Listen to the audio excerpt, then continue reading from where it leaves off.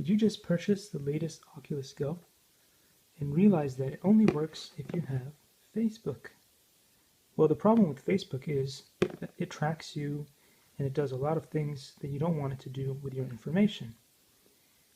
And if you want to open a Facebook account, you need to actually give them your phone number information or the credit card information. So how do you get around that? Well, that's easy.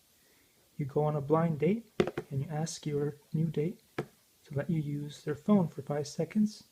You have your Facebook set up already, so when they send the code over to their phone, you can easily access it and then you're done.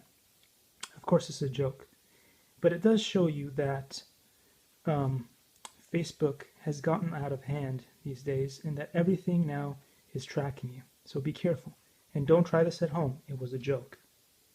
Bye-bye.